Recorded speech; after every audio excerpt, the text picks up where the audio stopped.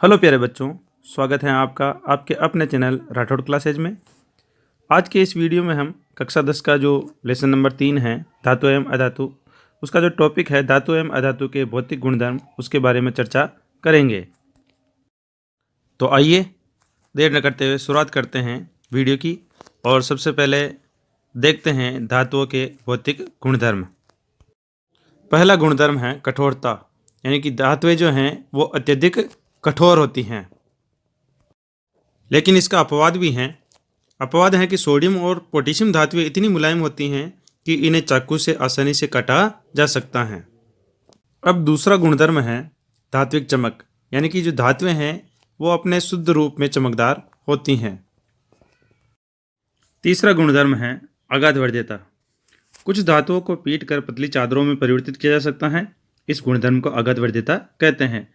और इन धातुओं के अंदर जो सोना और चांदी हैं वो सबसे अधिक आघातवर्ती होती हैं। अब चौथा गुणधर्म है तन्यता। धातुओं को खींचकर तार बनाए जा सकते हैं। इस गुणधर्म को तन्यता कहते हैं। अब इन धातुओं में भी सोना और चांदी सबसे अधिक तन्य धातुएं हैं।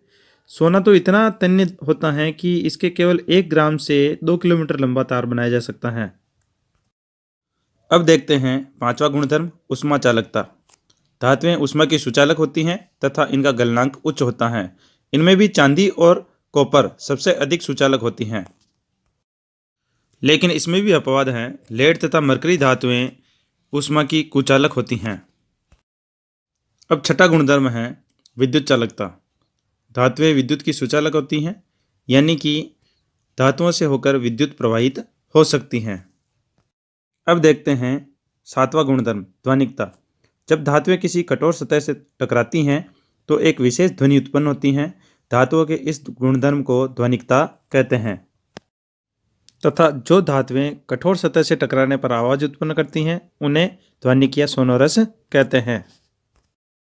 अब आठवां गुणधर्म यह है कि धातुओं के गलनांक और क्वथनांक अत्यधिक उच्च होते हैं, यानी कि न तो धातुएं आसानी से पिघलती हैं और न ही आसानी से उबलती हैं। इनके लिए बहुत अधिक उच्च ताप की आवश्यकता होती है।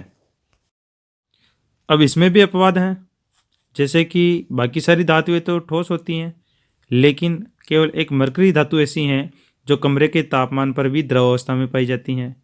और इसके अलावा गैलियम और सीजियम धातुएं ऐसी हैं, इनके गलनांक इतने कम होते हैं कि अगर इनको हम अपनी हथेली पर भी रखते हैं तो ये पिघलने लगती हैं। ये तो हो गए सारे धातुओं के गुणधर्म। अब अधातुओं के जो गुणधर्म हैं वो धातुओं के विपरीत होते हैं, यानी कि जो गुणधर्म धातुओं में है वो अधातुओं में नहीं होते हैं। लेकिन धातुओं और अधातुओं दोनों में ही कुछ अपवाद हैं। पहला अपवाद है मरकरी को छोड़कर सारी धातुएं कमरे के ताप पर ठोस अवस्था में पाई जाती हैं। इसके अतिरिक्त धातुओं का गलनांक अत्यधिक उच्च होता है, लेकिन गैलियम और सीजियम का गलनांक बहुत कम है। यदि हम अपनी हथेली पर इन दोनों धातुओं को रखेंगे तो ये पिघलने लगेंगी, जिसके बारे में हमने पहले चर्चा कर ली है। दूसरा अपवाद यह है कि आयोडीन अधातु होते हुए भी चमकीला होता है। तीसरा अपवाद यह है कि कार्बन ऐसी अधातु हैं जो विभिन्न रूपों में विद्यमान रहती हैं। इसके प्रत्येक रूप को अपर रूप कहते हैं।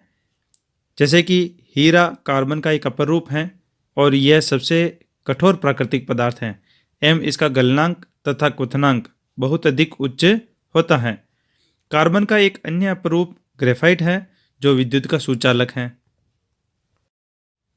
अब एक चौथा अपवाद और है, और वो यह है कि क्षारीय धातुएं जैसे कि लिथियम, सोडियम, पोटेशियम ये इतनी मुलायम होती हैं कि इनको चाकू से भी आसानी से काटा जा सकता है और इनके घनत्व तथा गलनांक बहुत ही कम होते हैं। वीडियो को पूरा देखने के लिए बहुत बहुत धन्यवाद। अगर आपको वीडियो अच्छा लगा हो तो एक बार वीडियो को लाइक और शेयर कर दीजिए। साथ ही अगर आप इस चैनल पर नए हैं तो एक बार चैनल को सब्सक्राइब करके बेल आइकन को हिट कर दीजिए, ताकि नए आने वाले वीडियो का नोटिफिकेशन आपको मिल सके और आप उसका लाभ ले सकें।